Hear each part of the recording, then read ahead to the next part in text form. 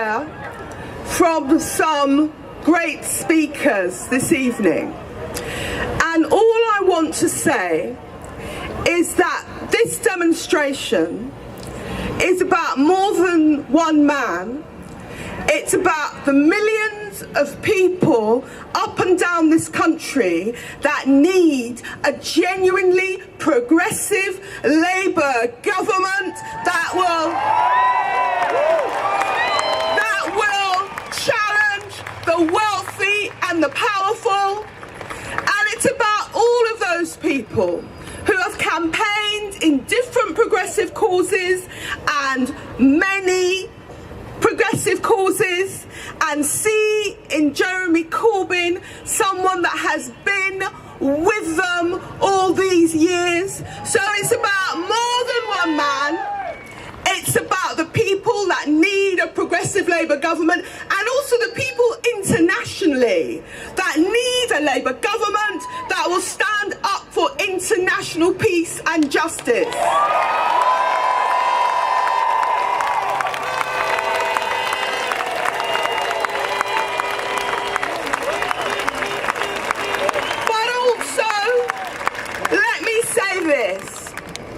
Jeremy Corbyn is my fifth Labour leader. They have all had their redeeming characteristics, but Jeremy is the most principled, Jeremy is the bravest, Jeremy is the one that backed unpopular campaigns when they were unpopular.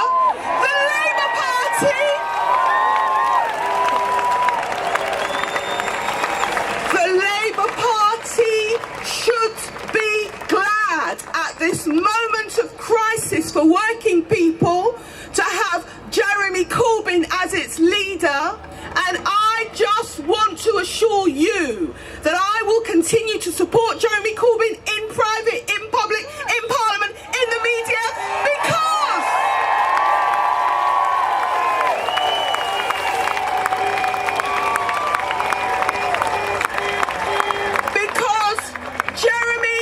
demonstrates that another way is possible. Thank you.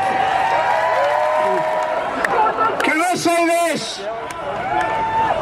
Let me say this. I want to say this. Make this absolutely clear to you.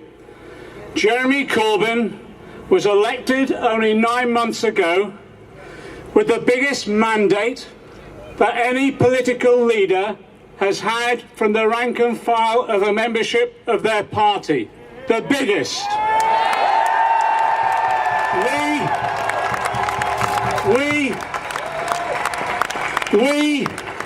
We call that democracy.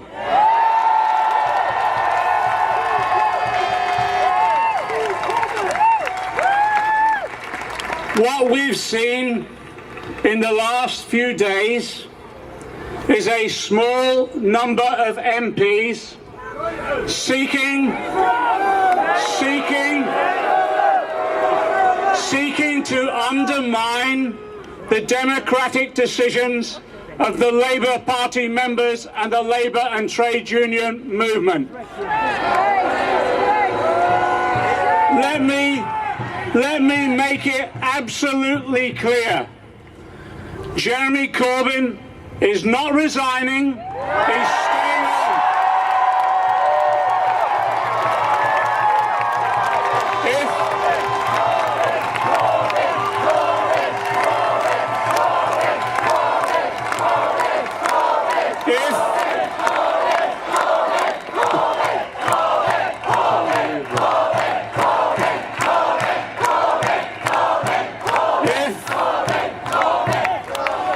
If there are members of Parliament or members of the party who disagree with Jeremy and his policies upon which he was elected, it is open to them under our Constitution to seek another election.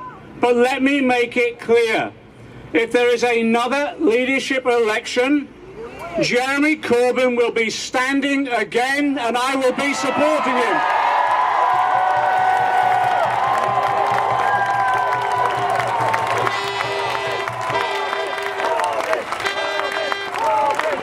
And the reason for that is that this is not about any individual. This is about democracy of the movement.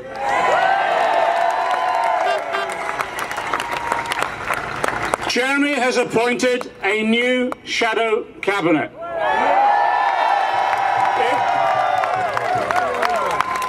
It will meet tomorrow for the first time, and we will continue as an administration to oppose the Tories' austerity programme they're seeking to implement on our country.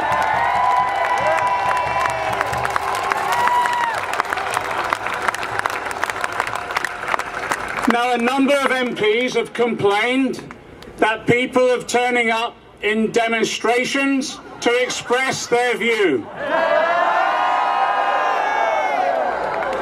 Some have described it as rabbles or mob rule or whatever. Let me make it clear. Let me make it clear, and we're all of the same mind. People have the right to peaceful protest. It will be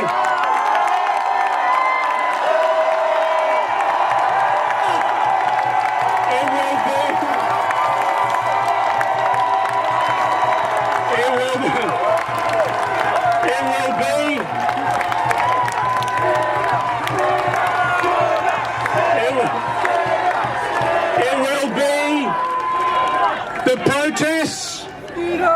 protests will be peaceful, but the reason the protests are taking place is because we will not allow the democracy of our movement to be subverted by a handful of MPs who refuse to accept Jeremy's mandate. In these coming weeks, we want you to stand firm in solidarity with Jeremy Corbyn for all that he represents. But let me say this to you. We're not going anywhere.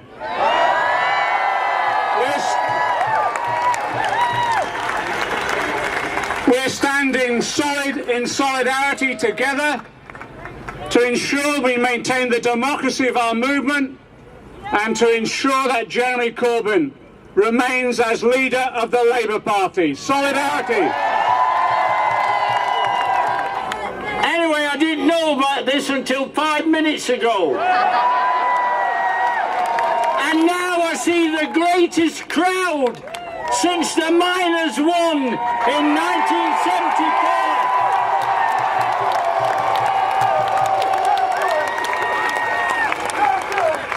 Dodgy Dave has just left the Commons. The saddest thing in the last few days has been the fact that I'll not be able to call him Dodgy Dave after 3 more months.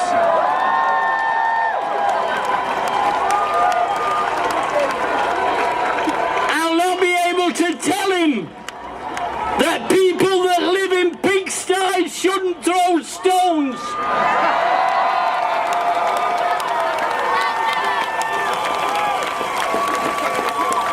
But instead, we've got a battle on to save Jeremy as leader of the Labour Party, and we're going to win.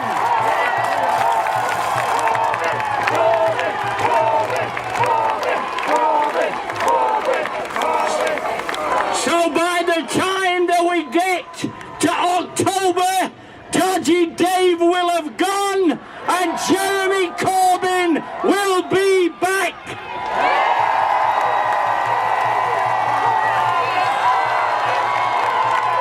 And now he's here. Jeremy Corbyn.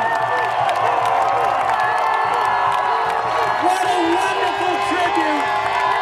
I'm going to hand it over to Jeremy, our leader today, our leader tomorrow, election. Thank you very much.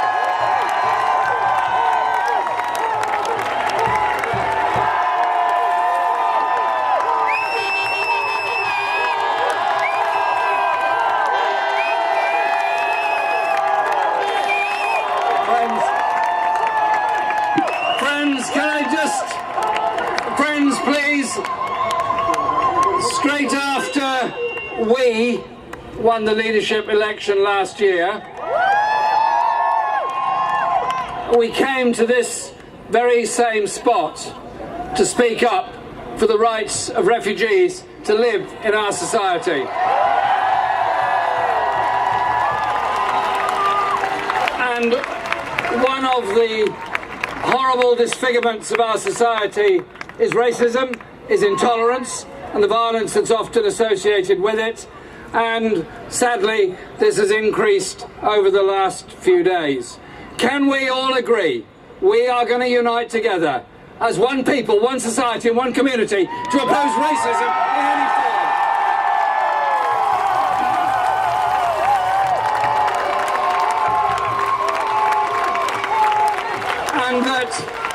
And recognise that the grotesque exploitation of workers in on zero-hours contracts in factories around Britain, called out by Dennis Skinner quite brilliantly in the House of Commons a couple of weeks ago, shows that we don't need the blame culture, we need the unite culture of working together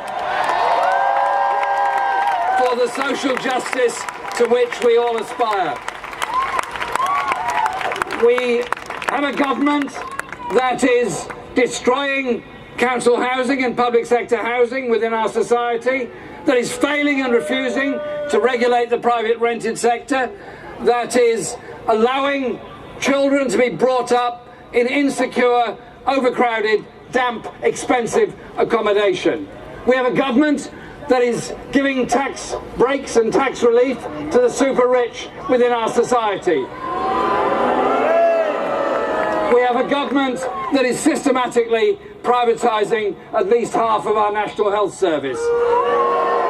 And if you overlaid a map of poverty in Britain, one of those heat maps, bright red where it's the poorest, and you then overlaid it with blue dots of where the biggest cuts are taking place, they would be exactly the same, because that is the priority of this government. And so when we contested the Labour leadership last year, it was fundamentally on an economic question. John McDonnell, as our Shadow Chancellor, has called this out and turned our party into an anti-austerity party. And I thank John for all the work that he's done. And I thank Diane for all the work she did at the Department of International Development. And I'm delighted that she is now the Shadow Secretary of State for Health.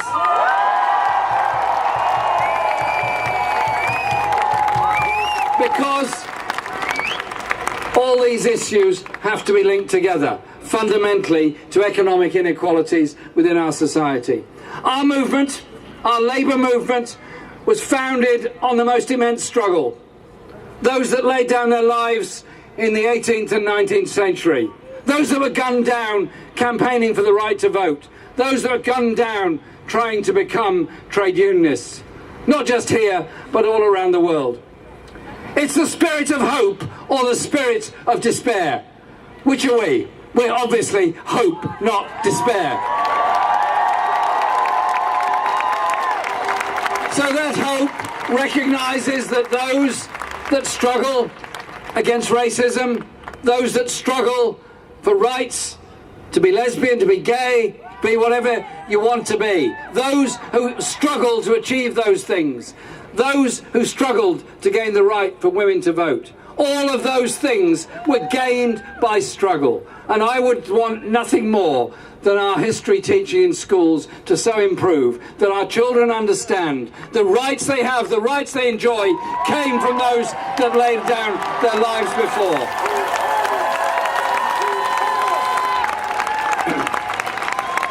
but it's also about the kind of society and kind of world we want to live in.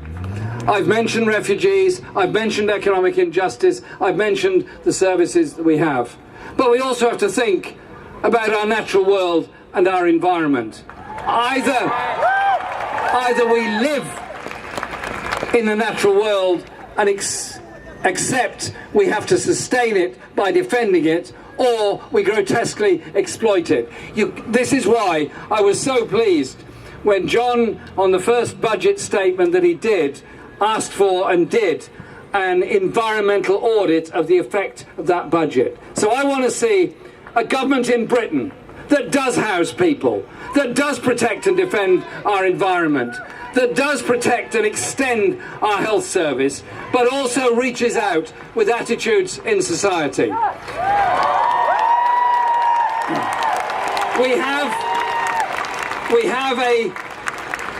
have a mental health crisis within our society, and Diane is very well aware of the importance of how we deal with that.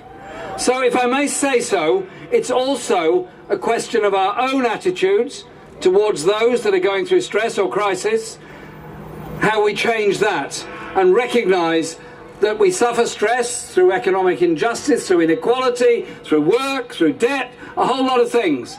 But we have to also think of how we behave ourselves. And so I just ask you this very carefully and very specifically.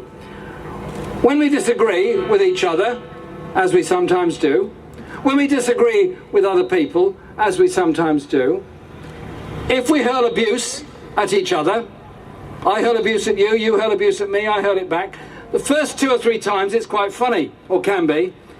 The 4th or 5th time, you've totally lost the audience who may have been listening to you in the first place.